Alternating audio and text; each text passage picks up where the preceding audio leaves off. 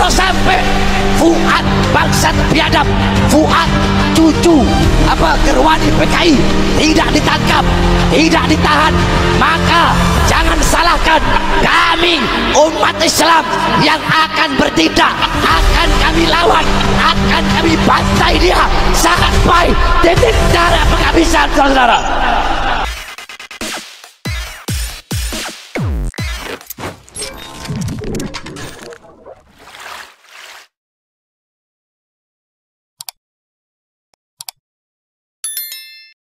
Assalamualaikum warahmatullahi wabarakatuh. A'udzubillahi minasyaitonirrajim. Bismillahirrahmanirrahim. Alhamdulillahirabbil alamin. Wassalatu wassalamu ala asyrafil anbiya'i wal mursalin sayyidina wa habibina wa syafi'ina wa maulana Muhammadin wa ala alihi wa sahbihi ajmain. Subhanaka la ilma lana illa ma 'allamtana innaka antal alimul hakim. La haula wala quwwata illa billahil aliyil azim. Baik Bang Haji, pertama Abah mengucapkan terima kasih. Barangkali dari sekian banyak yang saya tonton daripada Bisikan Roma, Abahlah narasumber barangkali yang sebetulnya bukan siapa-siapa gitu kan tadi semua. Ya, tetapi pada dasarnya sebagaimana betul yang Bang Haji sampaikan, Abah setuju dengan Bang Haji bahwa sesungguhnya berdasarkan dari segi ilmiah, keilmuan, baik itu dari segi genetika, dari segi filologi, dari segi sejarah, dari segi ilmu nasab, sebetulnya sudah selesai. Abah setuju. Tetapi barangkali betul juga yang disampaikan Bang Haji, karena barangkali saudara kita dari kaum Ba'alwi ini sudah sekian puluh tahun merasakan kenikmatan adalah menggunakan dengan status nasabnya, adalah bahkan mungkin Abah nanti akan sedikit ceritakan bagaimana Abah 15 tahun seolah-olah dimanfaatkan oleh mereka. Abah ini adalah muhibbin berat tadi semua. Yang Abah sampaikan tadi ke Bang Haji, ada udah lebih 1 miliar dari Abah ini semua. Saking ingin memastikan, Abah belum lama ini kan menyampaikan, sampai barangkali kalau lihat podcast Abah menantang kepada siapapun dari mereka yang mendukung Ba'alwi yang bisa menunjukkan bahwa Sayyid Ahmad bin Isa itu pernah hijrah ke Yaman. Kata Abah, saya siapkan 200 juta. Sampai hari ini Bang Haji tidak ada yang datang. Bahkan Abah tambahkan lagi waktu itu, kalau seandainya kalau perlu Abah tambahkan lagi, kata Abah, ini tambah pelfire lah. Karena ingin selesai Bang Haji. Karena masalah ini melelahkan buat bangsa dan negara Indonesia. Nah, sebelumnya Abah ingin disclaimer dulu, Abah bukan ulama, ya, Abah juga bukan siapa-siapa. Artinya bahwa kalau kita berdasarkan secara keilmuan harusnya bahwa ahli filologi sudah ada dan sudah menyatakan, ahli DNA Dr. Sugeng juga sudah menyampaikan. Kemudian juga ahli nasab Kiai Imaduddin Usman sudah sedemikian jelas menyampaikan. Jadi kalau menurut Abah memang seharusnya memang ini sudah selesai. Tetapi adalah butuh waktu barangkali buat Ba'alwi untuk menyadari ini. Sampai Abah membuat kesimpulan bahwa sesungguhnya di Indonesia ini terbagi Bang Haji 2 kelompok ulama. Ya. Kenapa ada sebagian saudara kita, guru-guru kita masih ngotot bertahan dengan Ba'alwi? Setelah Abah mengadakan kajian, ternyata ada 2 kelompok ulama baik di Indonesia maupun internasional.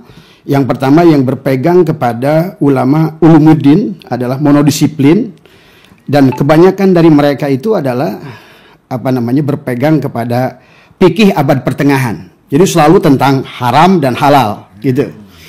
Tetapi ada sebagian ulama yang sudah justru menolak Ba'alwi itu. Kalau Abah kaji, kelompokan mereka semua adalah sudah ada pada ad-dirasah al-islamiyah, lebih kepada multidisiplin.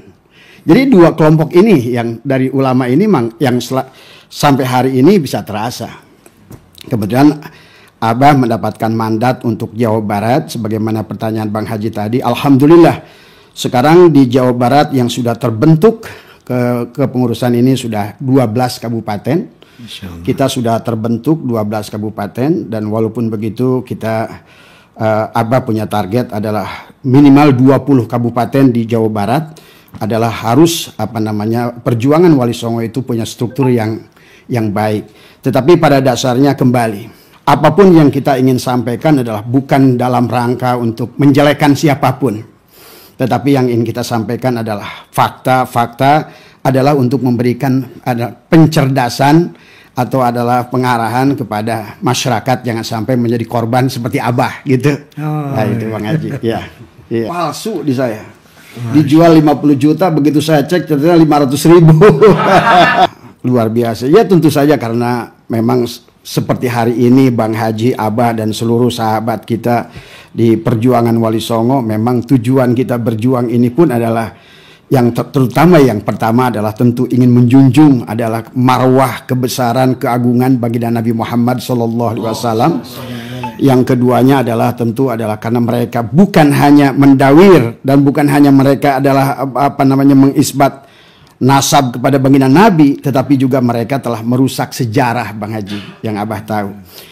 Nah, jadi sesungguhnya kalau menurut Abah sangat terjadi kerusakan yang luar biasa. Yang luar biasa dari berbagai aspek. Kerusakan dari segi ekonomi, tidak sedikit masyarakat yang didawir termasuk Abah. Mungkin Abah sedikit ceritakan bagaimana dari sekian puluh tahun, dari mulai berbagai macam cara mereka itu Bang Haji. Ada yang datang, mereka ngaku namanya Habib Hijau. Ada yang mengatakan Habib Merah. Kalau Habib Merah itu mereka menggunakan sendal merah, kantong merah, kaos merah, sendal merah. Itu biasanya datang kalau ke Abah nggak pernah ngomong, datang keliling di depan rumah itu. Begitu Abah tanya, Bib, assalamualaikum, dia begitu. Kemudian dia keliling, baru dia tulis 19.999. Kata Abah, apa ini Bib? Rumah ini akan kebakaran kecuali ini kiparatnya. Itu satu. Itu bisa begitu. Dan itu sering terjadi. Ada lagi yang Abah lagi santai, tiba-tiba Bang Haji datang satu rombongan Habib, dia ngaku adalah dari Jawa Timur. Serombongan Habib datang dari Jawa. Saya bilang, Bib, dari mana antum tahu rumah saya di sini? Saya lagi berjalan di Cibitung, tiba-tiba di langit ada cahaya yang terang benderang. Gitu kan tadi. Begitu saya ikuti cahaya, ternyata di rumah antum. Gitu kan. Gitu kan. Nah disitulah dia kemudian akhirnya kata beliau gini cerita, ujung-ujungnya duit Bang Haji. Karena kata beliau cahaya itu tidak murah. Untuk melihat cahaya itu menunjukkan bahwa di situ ada aulia, kata dia. Tadi semua. Belum lagi, wah itu Abah itu dari dulu sebetulnya Bang Haji senang menghajikan mereka, mengumrohkan. Walaupun Abah sudah pelajari dari mereka, sebetulnya Abah pelajari orang-orang Ba'alwi ini hampir jarang pergi haji dan umroh ke tanah suci sebenarnya.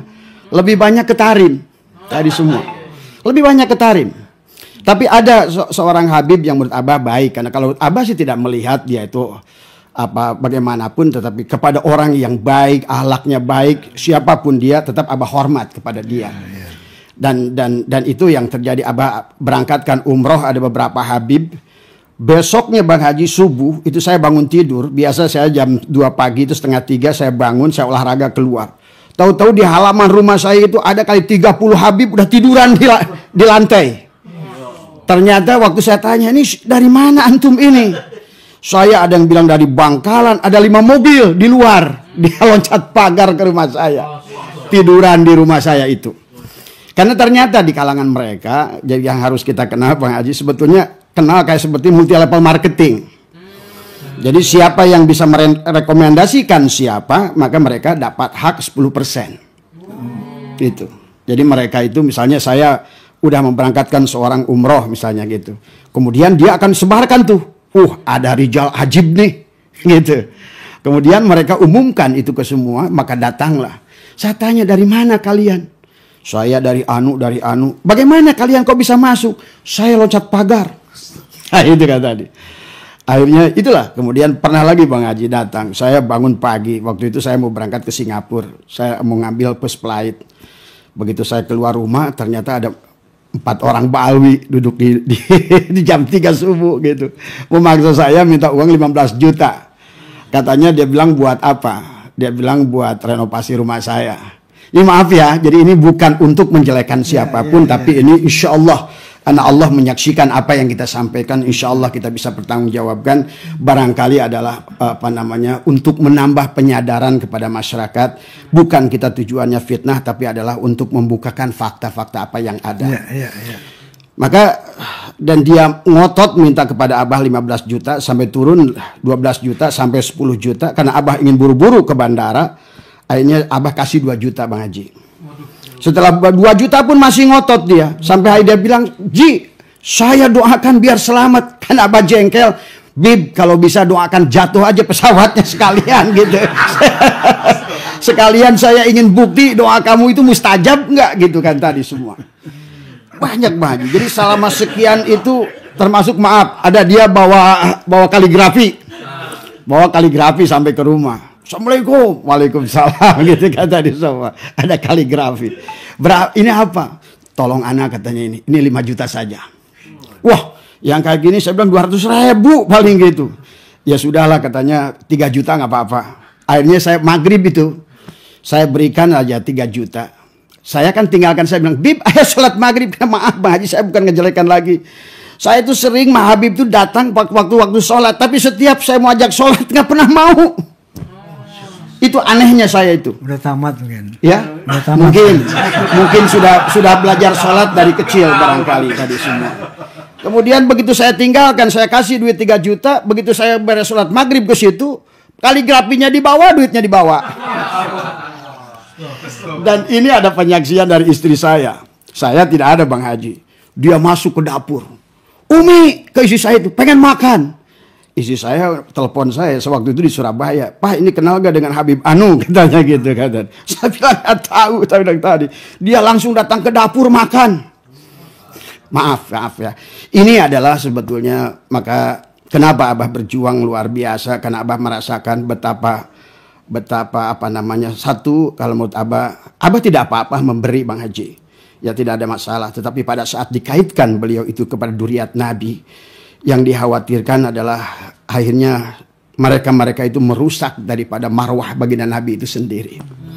Ya, dan ini kalau Abah ceritakan, maka di Abah kalau Bang Haji kapan nanti mampir, ada tongkat Sunan Ampel yang mereka jual 7 juta. Ternyata hanya dari bambu biasa. Kata beliau, saya itu pulang dari makam Sunan Ampel dan dia bilang ini tolong antarkan ke Abah Setu. Tapi maharnya adalah 5 juta. Ada batu, nanti ada Quran yang dia bilang sudah hampir 300 tahun tadi semua, dan itu saya bayar hampir 47 juta Bang Haji tadi semua. Ternyata begitu saya cek ternyata juga artinya bahwa sebenarnya mungkin yang seperti saya ini banyak sebenarnya, karena saking cintanya pada Rasulullah. Kita sudah nggak peduli lagi kadang-kadang dengan perbuatan dan akhlak mereka dahulu itu tadi semua. Sampai Kiai Imaduddin datang, itulah yang menyadarkan kita. Ini kalau tidak dihentikan bahaya kepada kita dan kepada mereka. Karena saya selalu berharap Bang Haji dan selalu berdoa, ya Allah semoga Balwi ini diberikan penyadaran. Karena saya khawatir tadi semua. Sampai Abah pernah live kata Abah, demi Allah bahwa mereka itu sedikit pun tidak bisa memberikan syafaat. Karena fakta di dunia saja mereka sudah cari syafaat kemana-mana tiap hari. Itu yang saya rasakan Bang Haji tadi semua ya. Dan 2 tahun lebih Abah mempelajari dari aspek sejarah. Sampai Abah punya teman, ada termasuk juga di Yaman, termasuk di Palestina, di beberapa negara. Sebelum ke sejarah. Iya, benar-benar puncaknya dawir ke tempat Abah itu. Setiap hari tadi ada Wali Majdub, Habib Majdub, ada 3 orang yang digotong ke rumah. Nah, kemudian dia menuliskan sesuatu di tempat rumah tim sukses saya itu. Kopi 50 kilo, gula 100 kilo, rokok 5 bal, beras 1 ton. Kalau seandainya ingin menang, ini harus diselesaikan sampai sore. Inilah memang kalau karena kecintaan kita kepada Rasulullah, terkadang kita bodoh, terkadang kita udah sebetulnya barangkali kita juga mengerti Bang Haji, tapi sebetulnya tadi karena kita sudah ditutup kecintaan dan mereka sudah merasa dan mereka sudah mengakui bahwa beliau itu duriat Rasul. Yang saya pandang, biarlah kamu seburuk apapun asal kamu benar sebagai, tapi belakangan kita baru menyadari tentang kepalsuan mereka itu. Maka inilah yang harus dikembalikan kepada kesadaran. Dan Abah pernah baca dalam satu kitab bahwa yang ditulis oleh Ba'alwi sendiri, bahwa sesungguhnya Ba'alwi itu tidak ada yang mubazir, tidak ada yang sia-sia. Gilanya adalah wali, sadarnya juga wali, kan gitu. Itulah yang menjadikan landasan kepada mereka oleh seseorang Habib yang dia mengatakan bahwa diantaranya adalah Habib yang gila, kaki Habib yang gila lebih mulia daripada 70 ulama yang alim, karena landasannya kata mereka Habib ulama itu pada saat dia berbuat dosa hilang keulamaannya, tetapi tubuh ini ada duriat Rasul, ada darah Rasul. Jadi semaksiat apapun kami, tetap kami itu adalah orang yang akan dimaafkan dan menjadi ahli surga. Maka siapa yang mendukung kami itu ditulis dalam kitabnya. Sudah ada kitab yang dibahas oleh Kiai Nur Ihya tentang berapa ratus hurufat adalah pembalikan adalah hadis-hadis baginda Nabi. Itu sudah pernah ditulis, pernah disampaikan Kiai Nur Ihya bahwa dengan mencintai mereka tadi semua, siapapun kalian, dosa apapun kalian, maka akan terampuni. Inilah yang akhirnya sampai hari ini banyak muhibin itu masih percaya kepada mereka, karena mereka selalu saya pernah bertemu dengan seorang kiai dan dia masih muhibin, tapi dia adalah sahabat saya. Saya bilang, kenapa kiai antum masih percaya dengan mereka? Dia bilang, bah, saya ibadah nggak bisa, ilmu nggak seberapa, amal nggak seberapa. Harapan saya adalah hanya satu, bahwa sesungguhnya saya itu bisa selamat mendapatkan sahabat Rasulullah lewat cucunya. Ini kan sebetulnya kalau dibawa betul kata Bang Haji tadi dari segi tauhid, sudah syirik yang luar biasa, Bang Haji. Nah, adapun dari segi aspek sejarah, karena setelah Abah mempelajari dan karena Abah juga adalah korban daripada mereka, ya, baik itu adalah di Mesir, baik itu di Palestina, ya, dan kenapa mereka itu adalah ada di Indonesia itu sejak kapan? Bagi orang-orang, maka kata Abah, dari segi filologi sudah batal, dari segi genetika sudah batal, dari segi sejarah pun batal, Bang Haji. Karena tahun 1825-1830 adalah terjadi perang di Panegoro yang luar biasa dahsyat, sampai tercatat di di sebuah buku yang ditulis oleh Senok Horgronje, Panderplas dan Hub de Jong, menuliskan tentang bagaimana dahsyatnya perang di Panegoro, sampai mereka itu dibilang ditinggalkan kami oleh ulama. Tak ada lagi ulama Nusantara yang percaya dengan Belanda. Inilah yang menyebabkan asbabun nujul, asbabul hurud. Belanda itu adalah membawa imigran Yaman. Itu sebetulnya dikisahkan bagi sahabat-sahabat barangkali adalah pencinta bisikan Roma, adalah silakan nanti dicari di buku tentang tulisan Hub de Jong atau buku di Panderplas. Siapa Ba'alwi ini sebenarnya? Sebetulnya nggak usah dibahas dari ilmu filologi, karena tidak mungkin akan ketemu. Nggak usah dibahas dari semua antropologi, apalagi arkeologi, karena tidak ada bukti-bukti sejarah. Dari segi ilmu sejarah pun sebetulnya mereka sudah batal sebetulnya. Setelah perang di Penogoro 1825-1830, Belanda kesulitan karena Sayyid dan Syarif yang saat itu adalah hijrah dari Hijaz, karena Arab Saudi waktu itu sudah mulai bergejolak, di mana akan berdirinya kerajaan Saudi saat itu, dan mereka berubah menjadi negara Wahabi, maaf gitu ya. Sayyid dan Syarif yang asli itu kan eksodus ke Indonesia, ditampung oleh, dalam buku sejarah kita ditulis, ditampung oleh Hamengkubuwono yang kedua, kakeknya daripada Pangeran Diponegoro. Itulah merupakan awal sebetulnya terjadinya perang Diponegoro, karena Sayyid dan Syarif itu bersama dengan pangeran Pangeran Diponegoro yang merupakan, nah kalau dilihat dari segi nasab sebetulnya Pangeran Diponegoro lebih Habib daripada mereka tadi semua.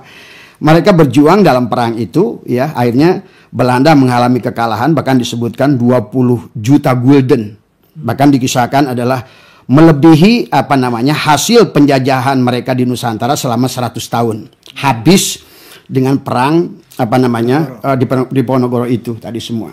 Disitulah sebetulnya adalah Belanda kesulitan mencari Sayyid dan Syarif yang ada, karena sudah menyebar, Bang Haji. Ada yang lari ke Jawa Barat, dia bergerak dipanggil Aang, ada yang dipanggil Aceng, ada dipanggil Ajengan, lari ke Banten disebut dengan Tubagus. Ya tadi Akhirnya banyak di Nusantara ini sebetulnya adalah duriah-duriah Rasulullah yang sebetulnya tidak terverifikasi sesungguhnya. Karena memang Sayyid dan Syarif yang asli itu tidak akan ada yang mengaku. Tidak ada yang akan mengaku tadi semua.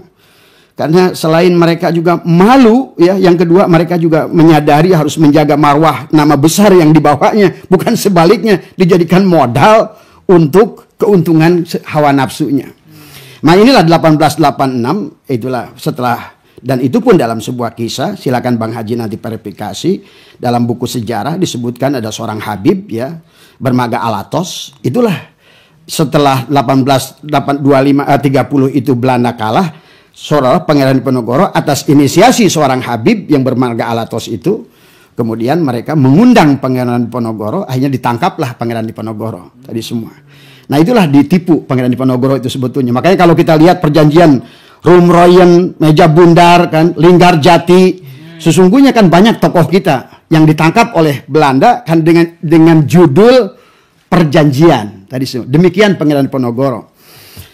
Nah, kenapa alasannya itu? Setelah Abah pelajari, mereka itu adalah menarik orang-orang Yaman, dan dalam bukunya Hub de Jong, Abah melihat bahwa sebetulnya yang disebut dengan apa saat itu adalah Sayyid itu ada 700 Bang Haji. Tapi selebihnya ada 15.000 yang dibawa oleh siapa? Oleh Senokor-Gronyo. Ya, yang asli Habibnya 700. Itu pun Habib yang disebut keturunan Sayyid Ahmad bin Isa Al-Muhajir. Kalau Sayyid Ahmad bin Isa Al-Muhajirnya itu juga palsu, berarti 700 yang mengaku Habib zamannya Senokor-Gronyo pun sebetulnya udah palsu. Sebenarnya kan gitu tadi semua. Mereka datang, maka datanglah ke Indonesia.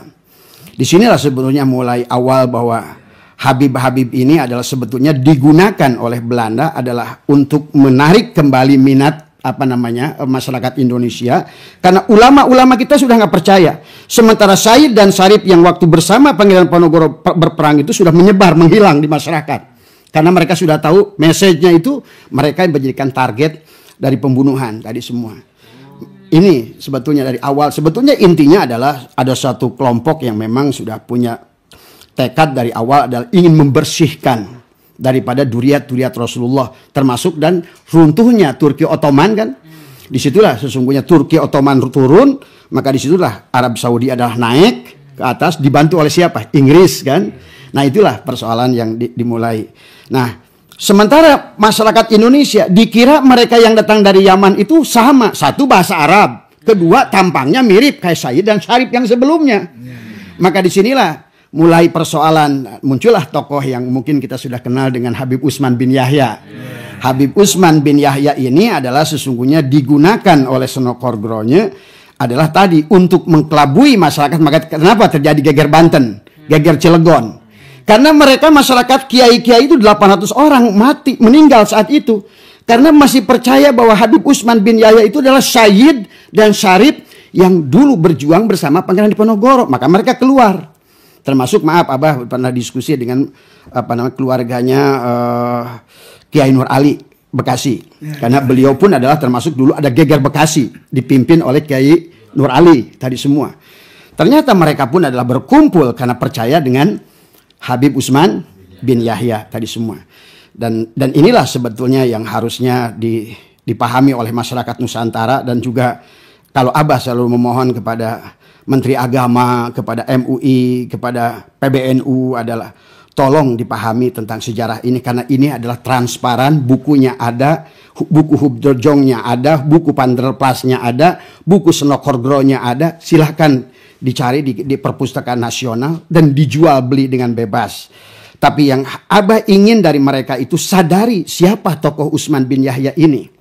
Ya, karena tokoh Utsman bin Yahya inilah yang menjadikan terjadinya geger Cilegon, geger Banten, sampai Utsman bin Yahya mendapatkan penghargaan patung yang berlambang apa namanya itu? Singa dari Ratu Belanda saat itu. Karena itulah beliau diangkat menjadi Mufti Batavia yang pertama. Nah, dan tujuannya kalau kita lihat yang mengisahkan ini bukan dari orang kita, yang mengisahkan ini orang Belanda sendiri yang bernama Hub de Jong dan Van der Plas.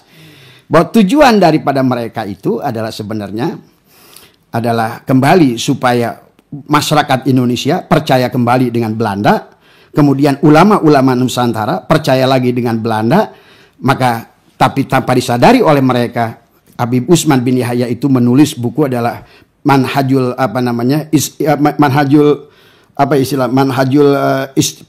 Istiqomah Fiddini Wassalamah, kalau tidak salah bukunya. Sekarang masih dijual bebas. Silakan diaji. Itu di halaman 22 sampai 24. Itu ditulis dalam bahasa tulisan Arab, tetapi sebetulnya bahasa Melayu. Bisa dibaca di situ. Di halaman 22 dan sampai 24 itu Habib Utsman menjelaskan tentang sesungguhnya Pangeran Diponegoro itu adalah penjahat. Bahwa sesungguhnya pejuang-pejuang Nusantara adalah merupakan mereka adalah orang-orang yang berjuang atas nama nafsu setan. Mereka itu gurur. Dan inilah yang akhirnya yang tidak diterima oleh Kiai Hadratus Syekh Hasyim Asy'ari, diantaranya adalah Kiai Hasbalah. Saat itu adalah yang Habib Utsman bin Yahya meminta kepada Kiai Hasbalah untuk menjadi mufti Batavia di Surabaya, tapi ditolak oleh beliau. Sementara di sisi Habib Utsman bin Yahya menganggap bahwa dia itu legal karena beliau adalah karena saat itu katanya Indonesia belum ada. Yang ada adalah pemerintahan Hindia Belanda. Tapi tetap tidak bisa karena kita ini adalah Nusantara. Maka perjuangan Pangeran Diponegoro, Pangeran Tengku Umar, Tengku Cekditiro, Cut Nyihaddin, Panglima Polim, termasuk juga adalah mereka disebutkan adalah perjuangannya adalah gurur, dituliskan di dalam buku itu, Bang Haji. Sehingga disitulah Belanda seolah-olah punya otoritas untuk menghabisi mereka-mereka itu yang berjuang atas nama Perang Padri, atas nama Pangeran Diponegoro dan lain sebagainya. Dan sekarang maaf ya, yang sekarang di Jakarta Habib Ali Kuitang, sekarang kan sudah ada faktanya bahwa beliau di dalam fotonya ada 2 lencana penghargaan dari Belanda. Itu sudah tersebar sekarang. Bahkan sebenarnya sedemikian luar biasa adalah perseteruan persekongkolan Belanda dan mereka itu adalah, maka sebetulnya Bang Haji tahun 1720 itu pernah diungkapkan oleh Sunan Giri. Sunan Giri pernah menyampaikan, hati-hati ada kong kali kong antara neofeudalisme dengan kolonial Belanda. Ini sudah pernah disampaikan, bahkan dulu saya pernah lihat disampaikan oleh Gus Fuad Pleret tentang masalah ini. Dan beliau bilang bahwa hati-hati ada neofeudalisme. Nah, sementara kita sudah paham bahwa setelah Belanda itu membawa orang-orang Baalwi ini dari Yaman, dan ternyata dari 700 yang bermarga seolah-olah syahid walaupun ini palsu, di plus 15.000 tahun 1920, kemudian naik 30.000 1940, bahkan di sebelum Indonesia menyatakan kemerdekaan, Baalwi ini di Nusantara sudah 50.000. Dan semuanya dalam buku itu mengatakan mereka meminta disyahidkan kepada Senokhorgronya tadi semua. Jadi kita bisa dibayangkan kan tadi semua. Bahkan maaf Bang Haji, di buku itu dikisahkan bagaimana antara Senokhorgronya sendiri sebetulnya pernah menyatakan menyesal membawa orang Baalwi ini. Karena mereka itu kasar, mereka itu rentenir. Itu di bukunya Bang Haji. Kalau Bang Haji ada nanti bukunya Abah bisa berikan. Ada di bukunya, di state itu semua. Dan disitulah mereka jadikan alasan kenapa Senokhorgronya itu mengundang adalah seorang tokoh dari Sudan yang bernama Syekh Ahmad Sukarti. Yang akhirnya Syekh Ahmad Sukarti itulah yang mendirikan Al-Irsyad tadi semua. Itu dari segi sejarah tadi semua. Maka sampai hari ini 1928 sebetulnya Robitoh Alawiyah itu berdiri, yang meresmikan, yang mensahkan adalah Gubernur Jenderal Belanda. Bagaimana Robitoh Alawiyah kemudian menjadi nakobah, menjadikan sebuah yang menentukan nasab duriat Nabi, sementara Robitoh Alawiyah itu didirikan tahun 1928 oleh Belanda, disahkan oleh Belanda, ditandatangani oleh Gubernur Jenderal Belanda. Nah, inilah yang barangkali Bang Haji secara sejarah yang harusnya adalah bangsa Nusantara adalah memahami tentang ini semua. Dan kalau seandainya mereka sekarang yang selalu mengagulkan, tanpa kami Habib tidak akan ada kemerdekaan bagi Indonesia. Tapi kalau kita lihat di makam-makam pahlawan, di Kalibata lah, mau di Jawa Tengah lah, di makam pahlawan di Surabaya, nggak ada satupun mungkin Al-Idrus, Al-Haddad, Al-apa, nggak ada Bang Haji. Jadi semua. Iya, nggak ada. Kalau memang mereka pejuang harusnya di Kalibata ada Al-Haddad, Al-Idrus, atau apapun siapapun namanya. Dan sekarang kalau menurut Abah bukan hanya mereka satu nasab saja yang dirusak oleh mereka, apalagi membawa nama junjungan agung baginda Nabi Muhammad SAW. Karena kebetulan Abah ini ada teman Bang Haji, dia itu seorang pendeta, ya, dan dia mengatakan adalah bahwa pernah menghina saya, ya, seorang pendeta itu, walaupun bercanda teman itu. Saya nggak aneh katanya dengan orang Islam, gitu. Lihat saja katanya turunannya itu. Saya nggak percaya dengan Muhammad, kata dia. Karena saya melihat bagaimana tuh lihat mereka-mereka yang mengaku katanya duriat itu. Tadi semua. Itu kan sudah menyedihkan kepada kita. Menyakitkan kepada kita. Merusak nama Rasulullah. Bahkan maaf kalau Bang Haji lihat dari statistik ya Bang Haji. Lihat berapa Islam tahun 78 sampai 80 sampai 90. Berapa persen Islam. Sekarang kenapa Islam kita ini sampai turun ke bawah? Abah punya pengalaman Bang Haji, pernah pergi ke Singapura. Dulu Abah berjenggot karena selalu ngikutin Bang Haji. Karena sekarang Bang Haji dipotong, saya bilang Abah pun dipotong. Tadi semua. Itu saya tuh pernah itu masuk ke jalur merah. Dan ditanya Bang Haji, "Are you EVI? Apakah kamu EPI?" "Oh no," saya bilang, "I'm NU." Gitu kan tadi. Akhirnya dia cerita gitu kan tadi, semua setelah saya masuk dibuka baju saya semua. "Kamu EPI ya?" Gitu kan tadi. Saya bilang akhirnya ngobrol Bang Haji. Akhirnya mereka bilang, "Sekarang saya mengerti," katanya, "what is the meaning of Allahu Akbar. I know what is the meaning," katanya, ya takbir, kata dia bilang. Saya bilang, "What is the meaning of Allahu Akbar?" Dia bilang, "Dorong pagar, lempar mobil. Allahu Akbar." Dan itulah betapa Islam Nusantara dipraming menjadikan Islam yang kotor, Islam yang keras, Islam yang teroris. Maaf, ini adalah akibat dari segelintir orang-orang Ba'alwi yang sesungguhnya yang mengaku duriat Rasul, tapi mereka secara pribadi tidak mencerminkan akhlak Rasulullah Sallallahu Alaihi Wasallam. Itu Bang Haji barangkali. Baik, Masya Allah. Jadi barangkali terutama kepada saudara kita adalah se-Nusantara, tapi tetap adalah harus kita kepala dingin. Dan tujuannya adalah bukan untuk permusuhan, bukan untuk saling menjelekkan. Tapi pada dasarnya adalah apapun yang harus kita dibangun adalah harus dengan landasan ilmiah. Karena Bang Haji maaf barangkali Allah pernah mengatakan, walaupun barangkali tafsirnya tidak langsung ke sana tentang pemberhalaan. Kata Allah, "Wa ma yattabi'u aktsaruhum illa dhonna." Kemudian kata Allah, "Inna dhonna la yugni minal haqqi syai'a."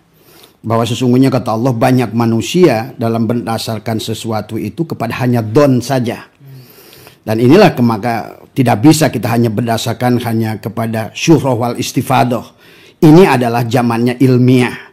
Bahwa sekarang apalagi kalau menurut Abah yang berkaitan dengan ilmu nasab ini adalah mudah. Karena sekarang ini Allah sudah siapkan ilmunya. Ilmu genetikanya sudah jelas, bahkan mudah sebetulnya untuk pembuktiannya. Tinggal orang-orang yang merasa mengaku itu mau enggak beliau-beliau itu adalah membuktikan kebenarannya. Dan sebagaimana statement Bang Haji, Abah pernah dengar, kalau seandainya mereka bisa membuktikan kebenarannya, insya Allah, demi Allah, saya akan kembali adalah mencintai mereka. Walaupun hari ini saya tetap mencintai mereka, tetapi adalah kesalahan tetap Bang Haji adalah harus diluruskan kalau menurut Abah. Apalagi yang berkaitan dengan bukan hanya nasab, itu adalah berkaitan dengan duriat Nabi saja. Karena yang saya paham bahwa dari berbagai kitab ulama yang berkaitan kepada Rasulullah itu dibagi 4 kelompok Bang Haji. Ada yang pertama disebut dengan Ahlul Bait, ada yang disebut dengan Alu Muhammad, ada yang disebut dengan Duriyatul Rasul, ada yang disebut dengan Idratul Rasul. Tapi sayangnya Ba'alwi ini semuanya diaku. Ahlul Bait ya dia, Alu Muhammad ya dia, Duriyatul Rasul ya dia, Idratul Rasul adalah dia. Padahal semuanya punya makna yang berbeda. Nah inilah seharusnya tinggal keikhlasan daripada Ba'alwi atau barangkali ya Abah selalu berdoalah semoga Allah memberikan hidayah kepada mereka. Dan saya selalu percaya dengan apa yang podcastnya Bang Haji itu selalu ingin mengajak kepada cinta dan kebaikan. Bukan untuk memecahkan, tapi kalau bisa adalah marilah sebagai anak bangsa kita kembali kepada Nusantara. Ayo terimalah akulah semua, kemudian mari kita bersatu menjadi anak bangsa yang baik tanpa harus saling menyalahkan dan saling dengan cara yang dengan sebenar-benarnya. Nah, itu saja barangkali dari Abah Bang Haji. Baik Abah, dan memang